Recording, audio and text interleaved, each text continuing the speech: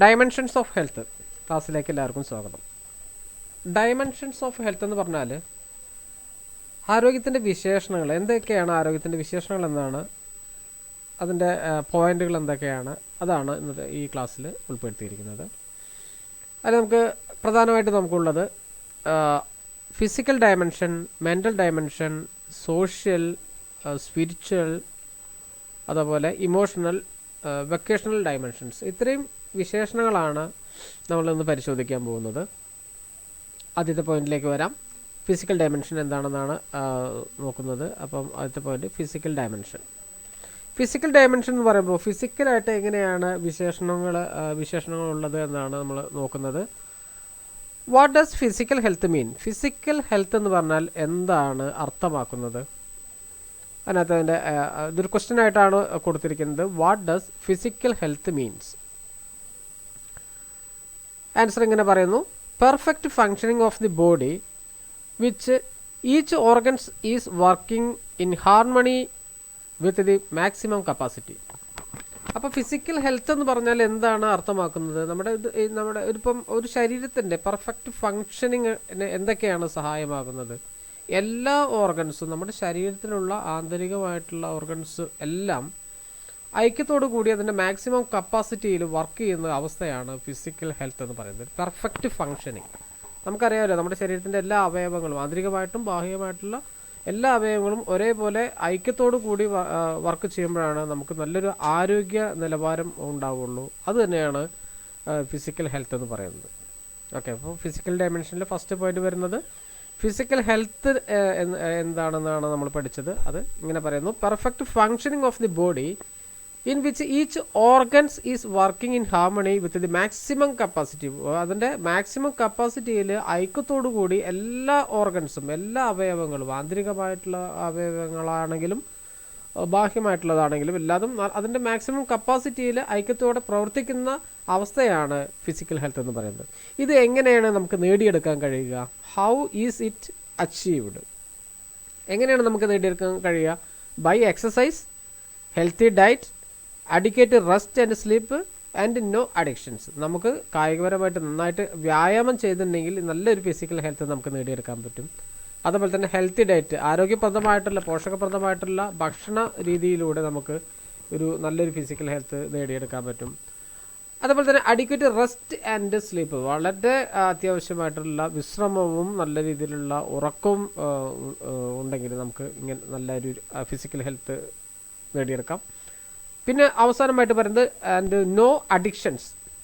No addictions എന്ന് പറഞ്ഞാൽ അത് ഉദ്ദേശിക്കുന്നത് ദുശ്ശീലങ്ങളാണ് ഉദ്ദേശിക്കുന്നത്. ഇപ്പം സ്മോക്കിംഗ് ആണെങ്കിലും കൂടെ, ആൽക്കഹോളിസം, ഡ്രിങ്കിങ് ആണെങ്കിലും കൂടെ, അല്ലെങ്കിൽ മറ്റ് ഡ്രഗ്സ് എന്തെങ്കിലും യൂസ് ചെയ്യുന്നതോടുകൂടെ അത്തരത്തിലുള്ള അഡിക്ഷൻസ് ഉണ്ടാകുമ്പോൾ നമുക്കൊരു നല്ലൊരു ഫിസിക്കൽ ഹെൽത്ത് നമുക്ക് നേടിയെടുക്കാൻ കഴിയില്ല. അത് മെയിൻറ്റെയിൻ ചെയ്ത് പോകാൻ പറ്റില്ല.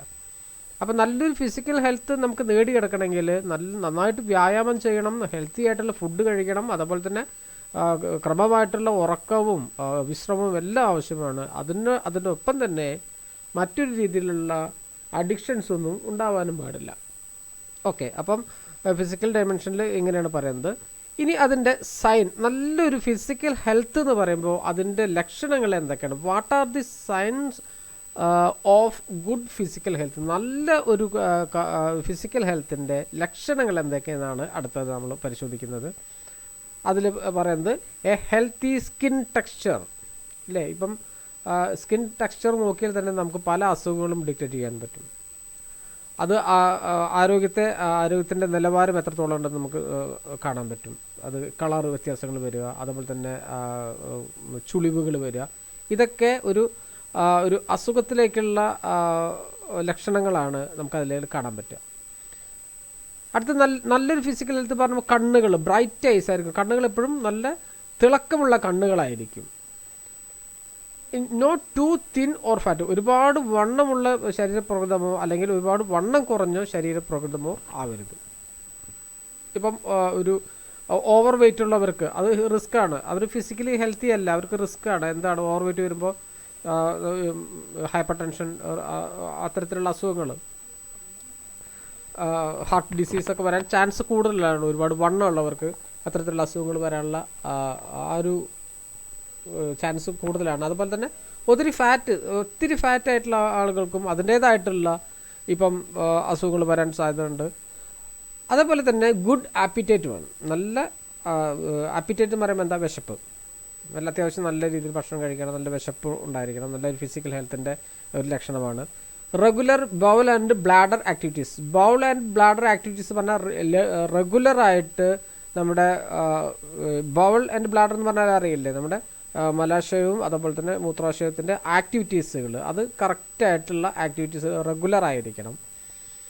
Smooth and easy coordinated movements. നമ്മുടെ ചലനങ്ങൾ കൃത്യമായിട്ട് ഒരു വേദന ഇല്ലാത്ത രീതിയിൽ സ്മൂത്ത് ആയിരിക്കണം, ഈസി ആയിരിക്കണം നമ്മുടെ ചലനങ്ങൾ. അത് നല്ലൊരു ഫിസിക്കൽ ഹെൽത്തിൻ്റെ ലക്ഷണമാണ്. നമുക്ക് ഇപ്പോൾ നടക്കാൻ ചെറിയൊരു പ്രയാസമുണ്ട്, അതൊരു നല്ല ഹെൽത്തി കണ്ടീഷനല്ല. അതാണ് പറയുന്നത്. ഈ മൂവ്മെൻറ്റ്സ് എല്ലാം വളരെ സ്മൂത്തും അതുകൊണ്ട് ഈസി ആണോ, അതൊരു കോർഡിനേഷൻ ആയിരിക്കണം. അപ്പോഴാണ് നല്ലൊരു ഫിസിക്കൽ ഹെൽത്ത് എന്ന് പറയാൻ പറ്റുള്ളൂ. അടുത്തത് പറയുന്നത് the resting pulse rate, blood pressure and exercise tolerance are all within a range of normality for the individual's age and sex. നമ്മുടെ ഓരോ വ്യക്തിയുടെയും അവരുടെ പ്രായത്തിൻ്റെയും അവരുടെ ലിംഗ വ്യത്യാസത്തിൻ്റെയും അനുസരിച്ച് അവരുടെ പൾസ് റേറ്റ്, BP, അത്തരം കാര്യങ്ങളൊക്കെ എന്തായിരിക്കും, അതിൻ്റെ ഒരു റേഞ്ച് നോർമാലിറ്റി ആയിരിക്കണം. അത് അവരുടെ ഇപ്പം ഒരു നിശ്ചിത ഏജിൻ്റെ അപ്പുറം ആണെങ്കിലും അതിൻ്റെ ഇപ്പുറമാണെങ്കിലും ഓരോ ഏജിനനുസരിച്ച് കൃത്യമായിട്ടുള്ള ഈ ഒരു പൾസ് റേറ്റും ബ്ലഡ് പ്രഷറും എല്ലാം നോർമലായിട്ട് പോകണം. അതാണ് നല്ലൊരു ഒരു ഫിസിക്കൽ ഹെൽത്തിൻ്റെ, ഒരു ഫിസിക്കലി ഹെൽത്തി ആണെന്നുള്ളതിൻ്റെ ലക്ഷണങ്ങളാണ് ഈ പറഞ്ഞ പോയിന്റുകളെല്ലാം. ഇനി അടുത്തത് വരുന്നത് steady gain in weight till 25 years and constant thereafter. എന്താണ് അത് പറയുന്നത്? നമുക്ക് 25 വയസ്സ് വരെ നമുക്ക് ഒരു വെയ്റ്റ് ഗെയിൻ വരും. നമ്മുടെ ശരീരത്തിൻ്റെ ഭാരം 25 വയസ്സ് വരെ ഒരു ഭാരം വയ്ക്കുന്നുണ്ടാവും. അവിടെ നിന്ന് അങ്ങോട്ട് പിന്നെ അത് കോൺസ്റ്റൻ്റ് ആയിട്ട് നിൽക്കണം. ഒരുപാട് കൂടാനോ ഒരുപാട് കുറയാനോ അനുവദിക്കരുത്. അങ്ങനെയുള്ള കണ്ടീഷനാണ് ഫിസിക്കലി ഹെൽത്തി ആണെന്ന് പറയുന്നത്. ഓക്കെ, അപ്പം ഫിസിക്കലി ഹെൽത്തി എന്നുള്ളതിൻ്റെ ലക്ഷണങ്ങൾ എന്താണെന്നൊക്കെ നമ്മൾ നോക്കി. ഇനി അടുത്ത പോയിന്റിലേക്ക് വരുമ്പോൾ how can proper physical health be maintained. എങ്ങനെയാണ് ഇത് പ്രോപ്പറായിട്ട് ഒരു ഫിസിക്കൽ ഹെൽത്ത് മെയിൻറ്റെയിൻ ചെയ്യുന്നത് എന്നാണ് അടുത്തത് പറയുന്നത്. നമുക്ക് അതിനകത്ത് തന്നെ ഉള്ള പോയിന്റുകൾ പറയുന്നത് by various preventive measure and regular follow up with the health care providers പറയുന്നത് അല്ലേ. അപ്പോൾ ഇത് എങ്ങനെയാണ് മെയിൻറ്റെയിൻ ചെയ്യേണ്ടത്? നമുക്ക് കൃത്യമായിട്ട് പ്രിവെൻറ്റീവ് മെഷേഴ്സുകൾ ഫോളോ ചെയ്യണം അല്ലേ. അത് റെഗുലറായിട്ട് അത് ഫോളോ ചെയ്യണം. പ്രിവെൻറ്റീവ് മെഷേഴ്സ് എന്ന് പറഞ്ഞാൽ എന്താണ്? നമുക്ക് അസുഖം വരാതിരിക്കാനുള്ള കാര്യങ്ങൾ ചെയ്യണം. അത്തരത്തിലുള്ള നമുക്ക് പിന്നെ അതുപോലെ തന്നെ follow up with health care providers എന്ന് പറയുന്നത് നമുക്ക് ആരോഗ്യ സംബന്ധമായിട്ട് നമുക്ക് ഈ സേവനങ്ങൾ തരുന്നവരെ അവരെയും ഫോളോ അപ്പ് ചെയ്യേണ്ടതാണ്. കാരണം അവരുടെ നിർദ്ദേശങ്ങൾ, അവരുടെ കൃത്യസമയങ്ങളിലെ അവരുടെ നിർദ്ദേശങ്ങൾ നമുക്ക് നല്ലൊരു കായിക ആരോഗ്യം, അത് ഫിസിക്കൽ ഹെൽത്ത് നമുക്ക് നേടിയെടുക്കാൻ, അത് മെയിൻറ്റെയിൻ ചെയ്ത് പോകാൻ, അത് കൃത്യമായിട്ട് അത് പരിചരിച്ച് പോകാൻ, അത് പ്രോപ്പറായിട്ട് പരിചരിച്ച് കൊണ്ടുപോകാൻ വളരെ ഏറ്റവും നല്ലതാണ് നമുക്ക് ഇത്തരം കാര്യങ്ങൾ അത് കൃത്യമായിട്ട് ഫോളോ അപ്പ് ചെയ്യുന്നത്. ഓക്കെ,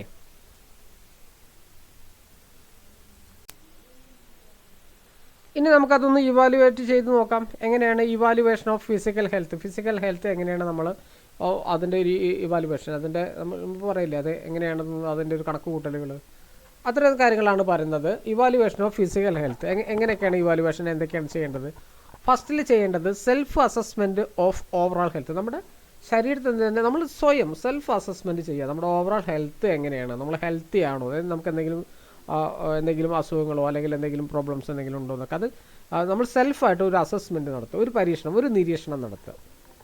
ഒരു നിരീക്ഷണം നടത്തിയിട്ട് നമുക്കറിയാം ഇന്ന സ്ഥലങ്ങളിൽ ചെറിയ വീക്ക് ഉണ്ട്, അപ്പോൾ അത് മെയിൻറ്റെയിൻ ചെയ്യാനുള്ള കാര്യങ്ങൾ, അത് ആ വീക്ക്നെസ് മാറ്റാനുള്ള കാര്യങ്ങൾ ചെയ്യുക.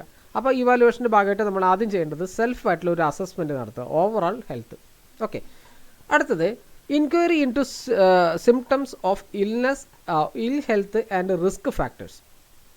നമുക്ക് ഇൽ ഹെൽത്തിൻ്റെ ആരോഗ്യം നശിപ്പിക്കുന്ന റിസ്ക് ഫാക്ടറുകൾ, അതിന് കാരണമാവുന്നതിനെ കുറിച്ചിട്ടുള്ള ആ ഒരു ലക്ഷണങ്ങൾ, അതിനെക്കുറിച്ച് നമ്മളൊന്ന് കൃത്യമായിട്ട് ആ ഒരു അവബോധം ഉണ്ടാക്കിയെടുക്കുക. അതുപോലെ തന്നെ ഇൻക്വയറി ഇൻ ടു മെഡിക്കേഷൻസ്, നമുക്ക് മെഡിക്കേഷൻ്റെ സാധ്യതകൾ, മെഡിക്കേഷൻ്റെ കാര്യങ്ങളെക്കുറിച്ചുള്ള അവബോധങ്ങൾ ഉണ്ടാക്കുക. Inquiry in to levels of activity, നമ്മൾ ചെയ്യേണ്ട പ്രവൃത്തികളുടെ അത് എന്താണെന്ന് നമ്മളൊന്ന് അവലോകനം ചെയ്യുക. ഇനി അടുത്തത് inquiry into use of medical service, medical സർവീസുകൾ എന്തൊക്കെയാണ്, അതിൻ്റെ ഉപയോഗങ്ങൾ എങ്ങനെയൊക്കെയാണ് നമുക്കത് യൂസ്ഫുൾ ആവുക, അതിനെക്കുറിച്ചിട്ടുള്ള ഒരു അവബോധം ഉണ്ടാക്കുക. അടുത്തത് സ്റ്റാൻഡേർഡൈസ്ഡ് ക്വസ്റ്റ്യനെയേഴ്സ് ഫോർ കാർഡിയോവാസ്കുലർ ഡിസീസ്. എന്താണ് കാർഡിയോവാസ്കുലർ ഡിസീസ് പറഞ്ഞാൽ ഇപ്പം ഒരുപാട് കേസുകൾ വരുന്നുണ്ട് അല്ലേ, ഹൃദയ സംബന്ധമായിട്ടുള്ള അസുഖങ്ങളും. അപ്പോൾ അത്തരം കാര്യങ്ങളൊക്കെ ആയിട്ടുള്ള ക്വസ്റ്റ്യനുകളുണ്ട്. നമുക്കിങ്ങനെ നമ്മളോട് തന്നെ ചോദിച്ചുകൊണ്ടിരിക്കാം, നമുക്ക് ഇന്ന രീതിയിലുള്ള എന്തെങ്കിലും ലക്ഷണങ്ങളുണ്ടോ, അല്ലെങ്കിൽ ഇന്ന കാര്യങ്ങൾ ചെയ്യുമ്പോൾ എന്തെങ്കിലും ബുദ്ധിമുട്ടുകൾ തോന്നുന്നുണ്ടോ, അത്തരം കാര്യങ്ങളൊക്കെ ആ ഒരു സ്റ്റാൻഡേർഡൈസ്ഡ് ക്വസ്റ്റ്യനെയർ ഒരു അസുഖത്തെക്കുറിച്ചിട്ടുള്ള സ്റ്റാൻഡേർഡൈസ്ഡ് ഒരു ചോദ്യങ്ങൾ നമുക്ക് സ്വയം നമ്മളോട് തന്നെ ചോദിക്കാം. അപ്പോൾ അത്തരത്തിലുള്ള കാര്യങ്ങൾ ചെയ്യാം. ഇനി അടുത്ത standardised questionnaire for respiratory disease എന്ന് പറയും. ഇപ്പം നമ്മൾ CVD-യുടെ കാര്യങ്ങൾ നമ്മൾ സെൽഫായിട്ട് നമ്മൾ ചോദിച്ചുകൊണ്ടിരിക്കുകയാണ്, നമ്മുടെ ശരീരത്തിൽ അങ്ങനെ എന്തെങ്കിലും ലക്ഷണങ്ങളുണ്ടോയെന്ന് ആ ഒരു ചോദ്യങ്ങൾ നമ്മളോട് തന്നെ ചോദിക്കുക. അപ്പോൾ നമുക്ക് അതിൻ്റെ ഉത്തരങ്ങൾ കണ്ടെത്താൻ പറ്റും. അതേപോലെ തന്നെയാണ് standardized questionnaire for respiratory disease. Respiratory ഡിസീസും ഇപ്പം ഒരുപാട് കൂടുതലായിട്ട് കൊണ്ടിരിക്കുകയാണ്, ഈ ശ്വാസകോശ സംബന്ധമായിട്ടുള്ള അസുഖങ്ങൾ. അപ്പോൾ അത് അങ്ങനെ എന്തെങ്കിലും ബുദ്ധിമുട്ടുകൾ നമുക്കുണ്ടോ എന്ന് നമ്മൾ അറിഞ്ഞിരിക്കണം. അടുത്തത് ക്ലിനിക്കൽ എക്സാമിനേഷനാണ്. നമുക്ക് എന്തെങ്കിലും നമുക്ക് അസുഖങ്ങളോ അല്ലെങ്കിൽ വയ്യാത്ത പോലെ തോന്നുമോ, അങ്ങനെ എന്തെങ്കിലുമൊക്കെ തോന്നുകയാണെങ്കിൽ നമുക്ക് കൃത്യമായിട്ട് ഈ ക്ലിനിക്കൽ എക്സാമിനേഷൻ എന്തിനാണ് ചെയ്യുന്നത്, അത് എന്തുകൊണ്ടാണ് ഇത് ചെയ്യേണ്ടത്, അതിനൊക്കെ കുറിച്ചിട്ടുള്ള ഒരു അവബോധം നമുക്ക് ഉള്ളിൽ തന്നെ ഉണ്ടായിരിക്കണം. ഓക്കെ, അടുത്തത് nutrition and dietary assessment. Nutrition and dietary assessment പറഞ്ഞാൽ എന്താണ്, പോഷക സംബന്ധമായിട്ടുള്ള കൃത്യമായിട്ടുള്ള ഒരു അവബോധം നമുക്കുണ്ടായിരിക്കണം. കൃത്യമായിട്ടുള്ള നല്ല രീതിയിൽ പോഷകങ്ങൾ കഴിക്കുന്നതിൻ്റെ ഗുണങ്ങൾ, അത് കഴിക്കേണ്ട ആവശ്യകതകൾ, അതേപോലെ തന്നെ അത്തരം കാര്യങ്ങളൊക്കെ നമുക്ക് കൃത്യമായിട്ട് അറിഞ്ഞിരിക്കണം ആ ഒരു ഇത് ചെയ്യാൻ വേണ്ടിയിട്ട്. പിന്നെ അടുത്തത് പറയുന്നത് കെമിക്കൽ ആൻഡ് ലബോറട്ടറി ഇൻവെസ്റ്റിഗേഷൻസ് പറയുന്നുണ്ട്. ബയോകെമിസ്ട്രി ആൻഡ് ലബോറട്ടറി ഇൻവെസ്റ്റിഗേഷൻ എന്ന് പറഞ്ഞാൽ എന്താ, നമുക്ക് ഇപ്പം എന്തെങ്കിലും കാരണവശാലും നമുക്ക് ടെസ്റ്റുകൾ ചെയ്യേണ്ടി വന്നിട്ടുണ്ടെങ്കിൽ ആ ടെസ്റ്റ് എന്തിനു വേണ്ടിയിട്ടാണ് ടെസ്റ്റ് ചെയ്യുന്നത്, ആ ടെസ്റ്റുകളുടെ റിസൾട്ട് നമ്മുടെ ആരോഗ്യത്തെ എങ്ങനെയാണ് ഗുരുതരമായിട്ട് ബാധിക്കുന്നത്, അതിൻ്റെ ലെവൽസ് എത്രയാണ്, ഇത്തരം കാര്യങ്ങളൊക്കെ നമ്മൾ അറിഞ്ഞിരിക്കണം അല്ലേ. ഇപ്പം ഒരു ബ്ലഡ് പ്രഷർ ചെക്ക് ചെയ്യാൻ പോയി, BP ചെക്ക് ചെയ്യാൻ പോയി, നമ്മുടെ നോർമൽ റേഞ്ച് എത്രയാണ്, 120/80. ഇതിൽ നിന്നുള്ള വേരിയേഷൻ അത് കൂടുമ്പോഴും കുറയുമ്പോഴും എന്തൊക്കെയാണ് നമുക്ക് ബുദ്ധിമുട്ടുകൾ ഉണ്ടാവുന്നത്, അതിനെക്കുറിച്ചിട്ടുള്ള ഒരു കൃത്യമായിട്ടുള്ള ഒരു അവബോധം നമ്മുടെ മനസ്സിലുണ്ടെങ്കിൽ നമുക്ക് അത്തരത്തിലുള്ള സാഹചര്യങ്ങൾ ഉണ്ടാവാതിരിക്കാൻ വേണ്ടിയിട്ട് നമുക്കത് മെയിൻറ്റെയിൻ ചെയ്ത് പോകാൻ പറ്റും. ഇത്തരം കാര്യങ്ങൾ ബയോമെഡിക്കൽ ആൻഡ് ലബോറട്ടറി ഇൻവെസ്റ്റിഗേഷൻസിൽ പറയുന്നത്. ഓക്കെ, അപ്പോൾ ഇത്തരം പോയിന്റുകളിൽ നമ്മൾ കൃത്യമായിട്ട് പരിശോധിച്ചാൽ ആ ഒരു ഇവാലുവേഷൻ ചെയ്താൽ അപ്പോഴാണ് നമുക്ക് നല്ലൊരു ഫിസിക്കൽ ഹെൽത്ത് നമുക്ക് തന്നെ സെൽഫായിട്ട് തന്നെ ഒരു ഫിസിക്കൽ ഹെൽത്തി ആണോ എന്ന് നമുക്ക് തിരിച്ചറിയാൻ പറ്റുള്ളൂ. അപ്പോൾ ഇവാലുവേഷൻ ഓഫ് ഫിസിക്കൽ ഹെൽത്തിൻ്റെ പോയിന്റുകൾ എത്രയാണ്. നെക്സ്റ്റ് നമുക്ക് അടുത്തത് വരുന്നത് ഫിസിക്കൽ ഡയമെൻഷൻ കഴിഞ്ഞാൽ അടുത്ത് വരുന്നത് മെൻ്റൽ ഡയമെൻഷനാണ്. ഓക്കെ, അപ്പം എന്താണ് മെൻ്റൽ ഡയമെൻഷൻ എന്ന് പറഞ്ഞാൽ, what is good mental health, എന്താണ് നല്ലൊരു മാനസിക ആരോഗ്യം എന്ന് പറഞ്ഞാൽ അത് ക്വസ്റ്റ്യൻ ആയിട്ടാണ് കൊടുത്തിരിക്കുന്നത്. ആൻസർ എങ്ങനെയാണ്, the ability to respond to the many varied experience of life with flexibility and sense of purpose എന്ന് പറയുന്നുണ്ട് അല്ലേ. നമ്മൾ നേരത്തെ പഠിച്ചിരുന്നത് എന്താണ് ഒരു മെൻ്റൽ ഹെൽത്ത് എന്ന് പറഞ്ഞാൽ ഇത് സംഗതിയാണ് അത് പറഞ്ഞിരിക്കുന്നത്. ഇത് എബിലിറ്റി ടു റെസ്പോണ്ട്, നമുക്ക് അത് പ്രതികരിക്കുന്നതിനുള്ള കഴിവ്, നല്ല രീതിയിൽ പ്രതികരിക്കുന്നതിനും ചീത്ത രീതിയിൽ നമുക്കിപ്പം എന്തൊരു കാര്യം വന്നിട്ടുണ്ടെങ്കിലും നമ്മളതിന് പ്രതികരിക്കുമല്ലോ. ചിലത് നല്ല രീതിയിൽ പ്രതികരിക്കും, ചിലത് കുറച്ച് മോശമായ രീതിയിൽ പ്രതികരിക്കും. അത് ഓരോ സാഹചര്യങ്ങൾക്കനുസരിച്ച് അതിനെ പ്രതികരിക്കുന്നതിൻ്റെ കഴിവിനെയാണ് നല്ലൊരു മെൻ്റൽ ഹെൽത്ത് എന്ന് പറയുന്നത്.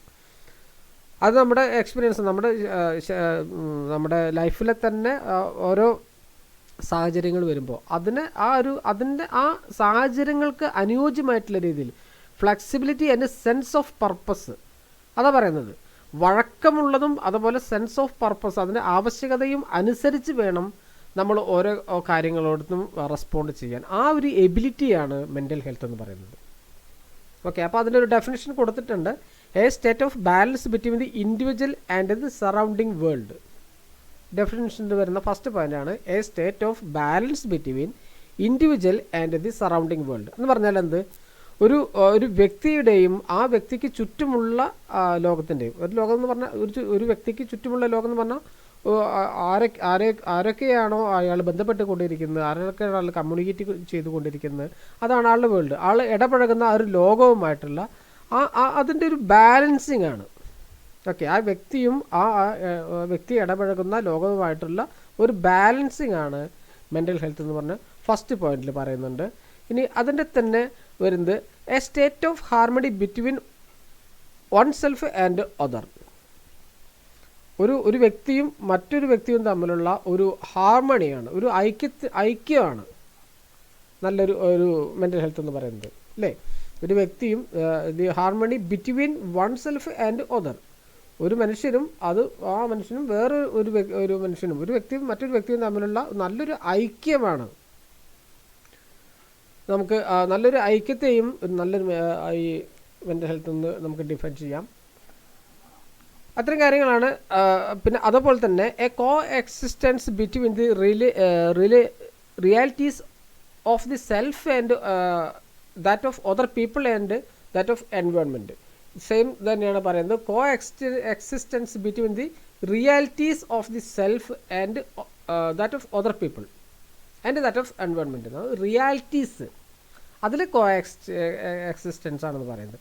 അപ്പോൾ ഇത്തരം കാര്യങ്ങളൊക്കെ നമുക്ക് എന്താ പറയുന്നത്, എബിലിറ്റി, അതിനെ റെസ്പോണ്ട് ചെയ്യാനുള്ള എബിലിറ്റി എത്രത്തോളം ഉണ്ട്, അതിനെയാണ് നമുക്കിപ്പോൾ ഓരോ സാഹചര്യങ്ങളെയും കൈകാര്യം ചെയ്യാനുള്ള എബിലിറ്റി, അതിൽ മെയിൻറ്റെയിൻ ചെയ്യാനുള്ള എബിലിറ്റി, അതാണ് നമ്മൾ മെൻ്റൽ ഡയമെൻഷനായിട്ട് പറയുന്നത്. അപ്പോൾ അതാണ് ഒരു ഗുഡ് മെൻ്റൽ ഹെൽത്ത് കൂടെ ഉദ്ദേശിക്കുന്നത്. ഓക്കെ, ഇനി അടുത്ത് വരുന്നത് എങ്ങനെയാണ് വരുന്നത്, attributes of A mentally healthy person. എന്തൊക്കെയാണ് ഒരു മാനസികമായിട്ട് ഒരു ഹെൽത്തി പേഴ്സൻ്റെ ആട്രിബ്യൂട്ട്സ്, അയാളുടെ സവിശേഷതകൾ എന്തൊക്കെയാണ്, അതാണ് നോക്കുന്നത്. Free from internal conflicts, he is not at war with himself. Internal conflicts എന്ന് പറയില്ല, ആളുടെ ഉള്ളിലുണ്ടാകുന്ന മനോവികാരങ്ങൾ, അതിൽ നിന്നല്ല ഒരു ഇപ്പോൾ ഉദാഹരണത്തിന് പറയാം, അതിൽ തന്നെ പറയുന്നത് he is not at war with himself. ആൾ സ്വയം അദ്ദേഹവുമായി ഒരു യുദ്ധം ചെയ്തുകൊണ്ടിരിക്കുകയല്ല, അങ്ങനെ ഒരു ചിന്ത, അതിൽ നിന്ന് ആൾ ഫ്രീ ആയിരിക്കണം. കൃത്യമായിട്ട് ഇങ്ങനെ പറയുന്നത്, he is not a war with himself. അയാൾ സ്വന്തം വ്യക്തിപരമായിട്ട് അയാളോട് തന്നെ യുദ്ധം ചെയ്യുകയല്ല. അതിൽ നിന്ന് ആ ഒരു ചിന്തയിൽ നിന്ന് ആൾ ഫ്രീ ആയിട്ടിരിക്കണം. അടുത്ത എന്താ വരുന്നത്, ഒരു മെൻ്റലി ഹെൽത്തി പേഴ്സൻ്റെ he is well adjusted. That is he is able to get long well with others. He accepts criticism and is not easily upset. അദ്ദേഹം വളരെ അഡ്ജസ്റ്റഡ് ആയിരിക്കണം. അഡ്ജസ്റ്റഡ് പറയുമ്പോൾ എന്താ, നമ്മൾ ഒരു എല്ലാ കാര്യങ്ങളിലും നമുക്ക് ഒരു മിതത്വം ഒരു മിതത്വമായിരിക്കണം. മിതത്വം എന്ന് പറഞ്ഞിട്ടുണ്ടെങ്കിൽ എല്ലാതും നമുക്ക് പൊരുത്തപ്പെട്ടു പോകാനുള്ള ഒരു കഴിവുണ്ടായിരിക്കണം, അല്ലേ? ഒരു മെൻ്റലി ഹെൽത്ത് പേഴ്സണ് എല്ലാ സാഹചര്യങ്ങളും പൊരുത്തപ്പെട്ടു പോകാൻ ഉള്ള ഒരു കഴിവുണ്ടായിരിക്കണം. പിന്നെ എന്താ പറയുന്നത്, ഈ able to get along well with others, മറ്റുള്ളവരുമായിട്ട് നല്ലൊരു ബന്ധം മെയിൻറ്റെയിൻ ചെയ്യാൻ, അത് ആ ബന്ധത്തിൽ പോകാനുള്ള കഴിവുണ്ടായിരിക്കണം. He accept criticism and not easily upset, അല്ലേ? പെട്ടെന്ന് തന്നെ അപ്സെറ്റ് ആവുന്ന ഒരു മൈൻഡായിരിക്കരുത്. പെട്ടെന്ന് നമ്മളിപ്പോൾ എന്തെങ്കിലും കേട്ടിട്ടുണ്ടെങ്കിൽ, നമ്മൾ വ്യക്തിപരമായിട്ട് എന്തെങ്കിലും നമ്മളിപ്പോൾ കുറ്റപ്പെടുത്തുകയോ അല്ലെങ്കിൽ നമ്മളെ വിശകലനം ചെയ്യുകയോ ചെയ്യുമ്പോൾ പെട്ടെന്ന് തന്നെ അപ്സെറ്റ് ആവാത്ത രീതിയിൽ അതെന്താണെന്ന് മനസ്സിലാക്കാനുള്ള ഒരു കപ്പാസിറ്റി ഉണ്ടായിരിക്കണം നല്ലൊരു ഒരു മെൻ്റലി ഹെൽത്തി പേഴ്സണ്. അടുത്ത എന്താ പറയുന്നത്, ഹീ സെർച്ചസ് ഫോർ ഐഡൻറ്റിറ്റി. ഒരു വ്യക്തിത്വത്തിന് ആൾക്ക് എന്താ പറയുക, ഒരു വ്യക്തിത്വം അയാൾ ഉണ്ടാക്കിയെടുക്കണം. അത്തരം കാര്യങ്ങളാണ് ഈ ഒരു മെൻ്റലി ഹെൽത്തി പേഴ്സൻ്റെ ആട്രിബ്യൂട്ട്സ് എന്ന് പറയുന്നത്. അതിൻ്റെ തുടർച്ചയായിട്ട് വരുന്നത് he has a strong sense of self esteems. ആളുടെ ആ സെൽഫ് എസ്റ്റീംസ്, ആൾക്ക് ഉണ്ടാവില്ല, ഒരുപാട് ചിന്തകളുണ്ടാവും, ഒരുപാട് ലക്ഷ്യങ്ങളുണ്ടാവും. അതിനൊക്കെ he has a strong sense of self esteems ഉണ്ട്. നല്ല ഒരു മനോഭാവം കാണിക്കണം അത് ആളുടെ ലക്ഷ്യങ്ങളിലേക്ക് എത്താൻ വേണ്ടിയിട്ട്. He know himself, his needs, problems and goals. ആൾക്ക് കൃത്യമായിട്ട് അറിഞ്ഞിരിക്കണം എന്താണ് എന്താണ് ആൾക്ക് ആവശ്യമുള്ള കാര്യങ്ങൾ, എന്താണ് ആളുടെ പ്രോബ്ലംസ്, എന്താണ് ആളുടെ ലക്ഷ്യങ്ങൾ, എന്താണ് അല്ലേ. This is known as self actualisation. നമുക്ക് കൃത്യമായിട്ട് ഒരു ലക്ഷ്യം ഉണ്ടായിരിക്കണം. അത് നമ്മൾ തിരിച്ചറിഞ്ഞിരിക്കണം. നമുക്ക് എന്തൊക്കെയാണ് നമ്മുടെ നീഡ്സ്, എന്തൊക്കെയാണ് നമുക്ക് എന്തൊക്കെയാണ് ആവശ്യങ്ങൾ, എന്തൊക്കെയാണ് വേണ്ടത്, നമ്മുടെ പ്രോബ്ലംസ് എന്താണ്, അതുപോലെ തന്നെ നമ്മുടെ ലക്ഷ്യങ്ങൾ എന്താണെന്നുള്ളതൊക്കെ കൃത്യമായിട്ട് നമ്മൾ സ്വയം അറിഞ്ഞിരിക്കണം. അടുത്ത പോയിന്റിലേക്ക് വരുമ്പം he has good self control balance rationally and emotionally. He has good self control balance എന്ന് പറയുന്നത് റേഷണലി ആൻഡ് ഇമോഷണലി. ഏത് തരത്തിലാണെങ്കിലും കൂടെ നല്ലൊരു സെൽഫ് കൺട്രോൾ, അത് ബാലൻസ് ചെയ്യാനുള്ള ഒരു കഴിവുണ്ടായിരിക്കണം.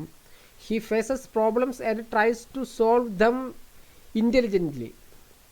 എന്തെങ്കിലും ഒരു പ്രശ്നങ്ങൾ ഉണ്ടാകുമ്പോൾ ആ പ്രോബ്ലത്തെ സോൾവ് ചെയ്യാൻ വളരെ ഇൻ്റലിജൻ്റായിട്ട്, വളരെ ബുദ്ധിപരമായിട്ട് ആ ഒരു പ്രോബ്ലത്തെ സോൾവ് ചെയ്യാനുള്ള കപ്പാസിറ്റി ഉണ്ടായിരിക്കണം. ഓക്കെ, അപ്പോൾ ഇത്തരം കാര്യങ്ങളൊക്കെയാണ് നമുക്ക് ഒരു മെൻ്റലി ഹെൽത്തി പേഴ്സൻ്റെ സവിശേഷതകളും കാര്യങ്ങളും. അതൊന്ന് പോയിന്റുകൾ മനസ്സിലായിട്ടുണ്ടാവുമെന്ന് ഞാൻ വിചാരിക്കുന്നു. ഇനി അടുത്ത നമുക്ക് ഡയമെൻഷനിൽ തന്നെ നമുക്ക് അടുത്ത വരുന്നത് സോഷ്യൽ ഡയമെൻഷനാണ്. അപ്പോൾ എന്തൊക്കെയാണ് സോഷ്യൽ ഡയമെൻഷനിൽ എന്തൊക്കെയാണ് പറയുന്നത്? സോഷ്യലായിട്ട് സാമൂഹികപരമായിട്ടുള്ള ഡയമെൻഷൻസിൽ എന്തൊക്കെയാണ് വരുന്നത്? സാമൂഹികപരമായിട്ടുള്ള മാനം, ആരോഗ്യത്തിൻ്റെ സാമൂഹികപരമായിട്ടുള്ള മാനം, harmony and integration within the individual, അല്ലേ?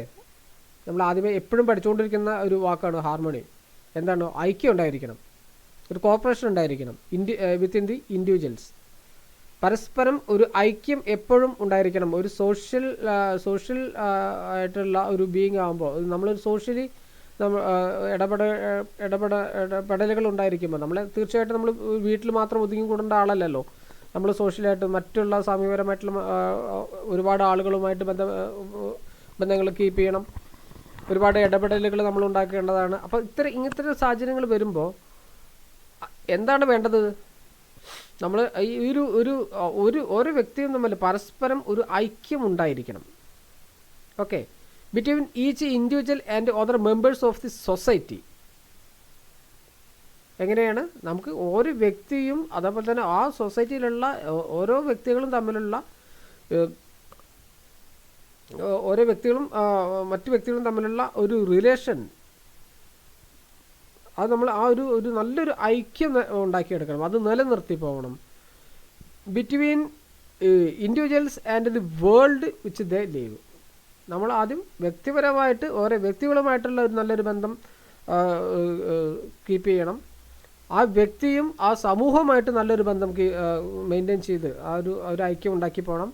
ഈ ഐക്യം ഈ ഇൻഡിവിജ്വൽസും അതേപോലെ തന്നെ നമുക്ക് ഈ and the world which they leave, നമ്മൾ ജീവിക്കുന്ന ഈ ലോകവുമായിട്ടുള്ള നല്ലൊരു ഐക്യം നമ്മൾ നിലനിർത്തി പോകണം. അതാണ് സോഷ്യൽ ഡയമെൻഷൻ എന്ന് പറയുന്നത്. അപ്പോൾ ആദ്യം വേണ്ടത് എന്താണെങ്കിൽ ഇൻഡിവിജ്വൽസ്, നമുക്ക് തന്നെ harmony within the individuals between each individual and members of society. ഓരോ വ്യക്തികൾ തമ്മിലുള്ള ഐക്യവും ആ വ്യക്തികളും പിന്നെ അതുപോലെ തന്നെ ആ സൊസൈറ്റിയിലുള്ള വ്യക്തികൾ തമ്മിലുള്ള ഐക്യവും നിലനിർത്തി പോകണം, അത് മെയിൻറ്റെയിൻ ചെയ്ത് പോകണം. അവിടെ നിന്ന് തന്നെ വീണ്ടും നമ്മൾ ആ ഒരു ഏരിയ വൈഡാക്കുകയാണ്. ആ between the individuals and the world which they leave. നമുക്ക് ഓരോ വ്യക്തികളും ആ വ്യക്തി ജീവിക്കുന്ന ലോകത്തിലെ മറ്റുള്ളവരുമായിട്ടുള്ള ഐക്യം എപ്പോഴും നിലനിർത്തി പോകണം, നല്ല രീതിയിലുള്ള ബന്ധങ്ങൾ മെയിൻറ്റെയിൻ ചെയ്യണം. ഇതൊക്കെയാണ് ഒരു സോഷ്യൽ ഡയമെൻഷനിൽ വരുന്നത്. അതിൻ്റെ ഡെഫിനേഷൻ ഇങ്ങനെയാണ് പറയുന്നത്: quantity and quality of an individuals interpersonalities and the extent of environment with the community. Okay, എന്താ ഡയമെൻഷൻ? എന്താ സോഷ്യൽ ഡയമെൻഷനിലെ ഡെഫിനേഷൻ എന്താണ് പറയുന്നത്? Quantity and quality of an individuals. ആളുടെ ഇൻ്റർപേഴ്സണാലിറ്റിയുടെ ക്വാണ്ടിറ്റിയും ക്വാളിറ്റിയും, ആളുടെ കഴിവും അതിൻ്റെ അളവും and the extent of involvement with the community. നമുക്ക് നമ്മൾ ജീവിക്കുന്ന ആ ഒരു കമ്മ്യൂണിറ്റിയിൽ നമ്മളെ ഇൻവോൾവ്മെൻറ്റിന് and the extent of involvement with the community, നമ്മുടെ ഓരോ വ്യക്തിയുടെയും ആ പേഴ്സണാലിറ്റിയുടെ ആഴവും അതിൻ്റെ ക്വാണ്ടിറ്റിയും അതുപോലെ തന്നെ ക്വാളിറ്റിയും എന്തിനെയാണ് ബന്ധപ്പെടുത്തിയിരിക്കുന്നത്? And the extent of involvement with the community. നമ്മൾ കമ്മ്യൂണിറ്റിയിൽ ഇൻവോൾവ്മെൻറ്റ് ചെയ്യുമ്പോൾ, നമ്മൾ കമ്മ്യൂണിറ്റിയുമായിട്ട് നമ്മൾ സോഷ്യലായിട്ട് നമ്മൾ ഇടപഴകുമ്പോൾ, നമ്മൾ അവിടെ ഇറങ്ങിയിട്ട് നമ്മുടേതായിട്ടുള്ള ഒരു വ്യക്തിത്വം നമ്മൾ അവിടെ പ്രതിഫലിക്കുമ്പോഴാണ് നല്ലൊരു സോഷ്യൽ ഹെൽത്ത് നമുക്ക് മെയിൻറ്റെയിൻ ചെയ്തു പോകാൻ പറ്റുള്ളൂ. Okay, quantity and quality of an individuals interpersonalities and the extent of involvement with the community. അല്ലേ, നമ്മൾ സമൂഹത്തിലായിട്ട് ഇറങ്ങി പ്രവർത്തിക്കുമ്പോൾ ആ ഒരു കമ്മ്യൂണിറ്റിയായിട്ട് ഇൻവോൾവ് ചെയ്ത് മുന്നോട്ട് പോകുമ്പോഴാണ് നമുക്കതിൻ്റെ ആ ഒരു ക്വാളിറ്റി, നല്ല ക്വാളിറ്റികൾ കൈവരിക്കാൻ പറ്റും, അതിൻ്റെ ക്വാണ്ടിറ്റി നമുക്ക് വർദ്ധിപ്പിക്കാൻ പറ്റും.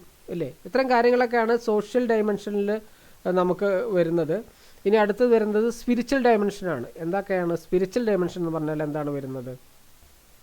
It includes integrity, principle and ethics,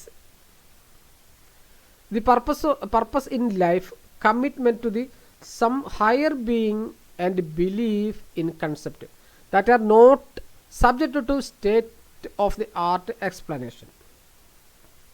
എന്തൊക്കെയാണ് വരുന്നത്? ഇറ്റ് ഇൻക്ലൂഡ്സ് ഇൻറ്റിഗ്രിറ്റി വരുന്നുണ്ട്, പ്രിൻസിപ്പിൾസ് ആൻഡ് എത്തിക്സ് വരുന്നുണ്ട്, ദി പർപ്പസ് ഓഫ് ലൈഫ് വരുന്നുണ്ട്. ഓക്കെ, ഇത്തരം കാര്യങ്ങളാണ് സ്പിരിച്വൽ ഡയമെൻഷനിൽ വരുന്നത്. സ്പിരിച്വൽ ഡയമെൻഷൻ എന്ന് പറയുമ്പോൾ നമുക്ക് ആത്മീയമായിട്ടുള്ള ഒരു മാനമാണ് ആരോഗ്യത്തിൻ്റെ, അല്ലേ.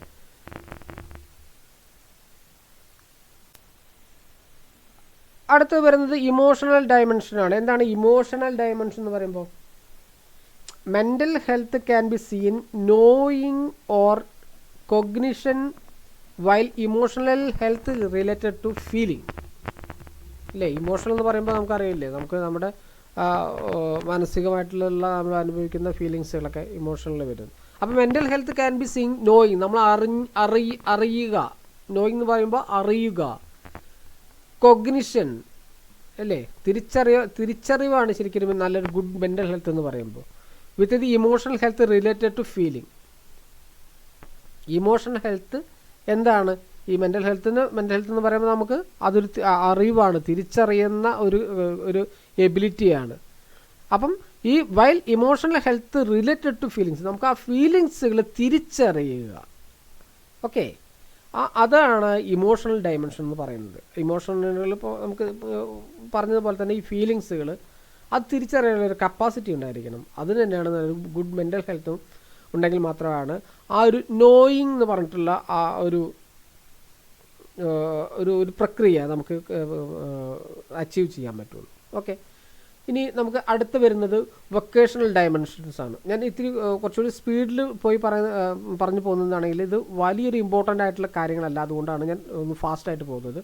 വൊക്കേഷണൽ ഡയമെൻഷൻ എന്താണെന്ന് ജസ്റ്റ് ഒന്ന് നോക്കി പോവാം. When work is fully adapted to human goals, capacities and limitations, work often play a role in promoting both physical and mental health. First point എങ്ങനെയാണ് പറയുന്നത്? വൊക്കേഷണൽ ഡയമെൻഷൻ എന്ന് പറയുമ്പോൾ എന്താ പറയുന്നത്? When work is full adapted to human goals, നമുക്ക് work ചെയ്യാൻ വേണ്ടിയിട്ട് നമുക്ക് നല്ല രീതിയിൽ വർക്ക് ചെയ്യാൻ വേണ്ടിയിട്ടുണ്ട്. Capacity human goals, capacity and limitation, work often place a role of promoting physical and mental health. നമുക്ക് കായികപരമായിട്ടും അതുപോലെ തന്നെ മാനസികപരമായിട്ടും ആരോഗ്യം പ്രൊമോട്ട് ചെയ്യുന്ന രീതിയിലുള്ള വർക്കുകളായിരിക്കണം നമ്മൾ ചെയ്യേണ്ടത്, അല്ലേ, നമ്മൾ എടുക്കേണ്ടത്. അതിലാണ് നമ്മൾ ഫുള്ളി ആയിട്ടുള്ള നമുക്ക് കൃത്യമായിട്ടുള്ള ഒരു സാറ്റിസ്ഫാക്ഷൻ, അങ്ങനെയാണ് പറയുക. അങ്ങനെ പറയില്ല, നല്ല ജോലി ചെയ്യുമ്പോൾ നമുക്ക് ഇഷ്ടമുള്ള ജോലി ചെയ്യുമ്പോഴല്ലേ നമുക്ക് അത് ഒരു ഭാരമില്ലാത്ത രീതിയിൽ നമുക്ക് തോന്നുള്ളൂ. ഇഷ്ടമില്ലാത്ത ജോലി ചെയ്യുമ്പോൾ തീർച്ചയായിട്ടും നമുക്ക് അത് ഒരുപാട് കടുപ്പം കൂടും, അത് മടുപ്പ് വരും. അപ്പം ഇവൻ work is fully adapted to human goals, നമുക്ക് നമ്മുടെ ലക്ഷ്യങ്ങളിലേക്ക് നമ്മൾ ആ ഒരു വർക്കിന് എടുക്കുമ്പോൾ നമുക്ക് എന്താ വേണ്ടത്? ആ ഹ്യൂമൻ ഗോൾസ്, പിന്നെ അതുപോലെ തന്നെ കപ്പാസിറ്റി, ലിമിറ്റേഷൻ. നമുക്കറിയാം നമുക്ക് എത്രത്തോളം കപ്പാസിറ്റി ഉണ്ട്, നമുക്ക് അതിൻ്റെ ലിമിറ്റേഷൻസ് എത്ര ഉണ്ടെന്ന് അറിയാം. അപ്പോൾ എങ്ങനെയാണെങ്കിലും work often place a role in, നമ്മൾ എന്ത് വേണം ആ ചെയ്യുന്ന വർക്ക് നമുക്ക് ഒരു ഹെൽത്തി ആയിട്ടല്ല, ഒരു physical and mental health promote ചെയ്യാനുള്ള രീതിയിലുള്ള വർക്കുകളായിരിക്കണം നമുക്ക് കൂടുതൽ സുഖകരമാവുക എന്നാണ് വൊക്കേഷണൽ ഡയമെൻഷൻ പറയുന്നത്. അടുത്ത് പറയുന്നത് ഇത് culmination of the effort of the other dimensions as they function together to produce what the individuals consider as success. നേരത്തെ പറഞ്ഞതുപോലെ നമ്മളിപ്പം ഒരു സക്സസ്, ഒരു വിജയത്തിലേക്ക് എത്തുവാൻ വേണ്ടിയിട്ട് നേരത്തെ നമ്മൾ കണ്ടിരിക്കുന്ന ആ ഡയമെൻഷൻസിൻ്റെ ആ ആരോഗ്യത്തിൻ്റെ ആ മാനദണ്ഡങ്ങളും അതെല്ലാം ഒത്തൊരുമിച്ച് പ്രവർത്തിക്കുമ്പോഴാണ് നമുക്കൊരു സക്സസ് എന്ന് പറഞ്ഞിട്ടുള്ള ഒരു കൺസെപ്റ്റിലേക്ക് എത്താൻ പറ്റുള്ളൂ. അത് വൊക്കേഷണൽ ഡയമെൻഷനിൽ പറയുന്ന അടുത്ത പോയിൻ്റായിട്ടാണ് അത് പറയുന്നത്. ഓക്കെ, അപ്പം സ്പിരിച്വൽ ഡയമെൻഷൻ, വൊക്കേഷണൽ ഡയമെൻഷൻ എന്താണെന്ന് മനസ്സിലായെന്ന് വിചാരിക്കുന്നു. ഇനി വരുന്നത് അതർ ഡയമെൻഷൻസ് എന്ന് പറഞ്ഞിട്ട് നമുക്ക് കുറച്ച് പോയിന്റുകളുണ്ട്, ജസ്റ്റ് ഒന്ന് മനസ്സിലാക്കി വെക്കാം. ഫിലോസഫിക്കൽ ഡയമെൻഷൻസ് ഉണ്ട്, അതുപോലെ തന്നെ കൾച്ചറൽ ഡയമെൻഷൻസ് ഉണ്ട്, സോഷ്യോ എക്കണോമിക് ഉണ്ട്, environmental, education, nutritional, curative, preventive dimensions. ഇത്രയും പ്രിവെൻഷൻസ് ആണ് അതർ ഡയമെൻഷൻസ് ആയിട്ട് നമുക്ക് വരുന്നത്. അപ്പോൾ ഇന്നത്തെ ക്ലാസ്സിൽ, ഇന്നത്തെ ഈ ടോപ്പിക്കിനകത്ത് നമ്മൾ ഡയമെൻഷൻസ് ഓഫ് ഹെൽത്ത് ആണ് നമ്മൾ പഠിച്ചത്. അതിൽ പ്രധാനപ്പെട്ട പോയിന്റുകളെല്ലാം ഞാൻ വിശദീകരിച്ച് പറഞ്ഞിട്ടുണ്ട്. ഇത്തരം കാര്യങ്ങളൊക്കെ നോട്ടുകളായിട്ട് PDF നോട്ടുകൾ തന്നിട്ടുണ്ട്. അപ്പോൾ PDF നോട്ടുകൾ കൂടെ വായിക്കുക.